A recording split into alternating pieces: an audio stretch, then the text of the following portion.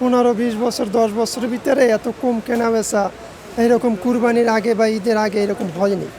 ঈদুল আজহার আর মাত্র একদিন বাকি। আসন্ন ঈদ উপলক্ষে খুলনা মার্কেটগুলো সেজেছে বাহারি রঙে। তবে এই রঙের পসরাগুলোতে ক্রেতা তেমন একটা নেই বললেই চলে। নেই বেচাকেনার হাকডাক। দোকানিরা বলছেন প্রতি বছর ঈদুল আজহা সকলেই কুরবানি নিয়ে ব্যস্ত থাকেন, তবুও অনেককে নতুন পোশাক কিনতে দেখা যায়। তবে এই বছরে কুরবানি ঈদের সম্পূর্ণ বিপরীত চিত্র দেখা যাচ্ছে। বিগত বছরের ঈদের থেকে এই বছরের ঈদে বেচাকেনা অনেক কম, অর্ধেকেরও কম। মানে আমরা যেটা আশা করছিলাম তার থেকে অনেক কম হয়েছে বেচাকেনা।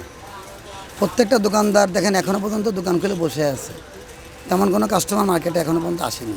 এখন আমাদের এবছরের বেচা কিনা তুলনামূলক অনেকটাই কম, যা বিগত বছরে আসলে এত কম হয়নি। এর জন্য আমরা আসি, তারপরও কেনা বেচা হয়তো এখন নেই, পরে হইতেও পারে। খুলনার প্রাণকেন্দ্র ডাকবাংলার মোড়ে জব্বার মার্কেট, নিক্সন মার্কেট, খাজা খানজালি মার্কেট থেকে শুরু করে শপিং কমপ্লেক্স সব জায়গায় একই চিত্র। ক্রেতা শূন্য মার্কেটে যে কয়েকজন ক্রেতা দেখা মিলল তারা বলছেন ঈদুল ফিতরের তুলনায় ঈদুল আজহায় পোশাক নিয়ে মাতামাতি কম থাকে।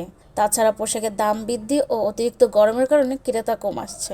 গত বছরে যে রমজানের তুলনায় এবছরের এই কোরবানি ঈদে মানুষের একটু ভিড়টা কম এবং কেনাকাটা অনেক কম আছে। বিশেষ করে যাদের চাকরিজীবী যারা, তারা অনেক আগেই ছুটি হয়ে গেছে। দেশের যে বর্তমানে অর্থনৈতিক যে পরিস্থিতি, তাতে মানুষের কাছে টাকা ক্রয় ক্ষমতা খুব কম। আর সব কিছু ঊর্ধ্বগতির কারণে এবছরের কেনাকাটা অনেকে পিছিয়ে আছে, অনেকে কেনাকাটা করতে পারতেছে না। তারপরও দোকানিরা প্রত্যাশা করছেন শেষ মুহূর্তে ক্রেতাদের ভিড় বাড়বে, এই অপেক্ষায় তারা সময় পার করছেন। কুরবানিতে তো তেমন বেচা কেনার চাপ থাকে না, ওই সময় তো আপনার গরুর চাপটা বেশি থাকে। দেশের পরিস্থিতি যদি ভালো না থাকে, আপনার কাস্টমার তো আর কদিন পর আমরা পাবোই না। আর অনলাইন বিজনেস শুরু হয়ে গেছে, তো অনলাইন বিজনেসের কারণে আমাদের এই যে মার্কেট যে ব্যবসায়ীরা আছে এদের অনেক ক্ষতি হচ্ছে।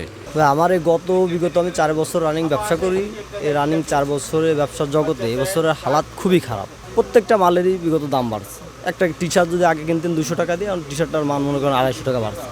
আমি দেখছি অনেকে দোকান ছেড়ে চলে যাচ্ছে বা ছেড়ে দিচ্ছে, চাকরি করতেছে। অনেক সেলসম্যান মনে করেন মহাজন টাকা দিতে পারে না, চলে যায়। উম্মে উম্মামা রাচ্ছি, ভয়েস অফ টেক।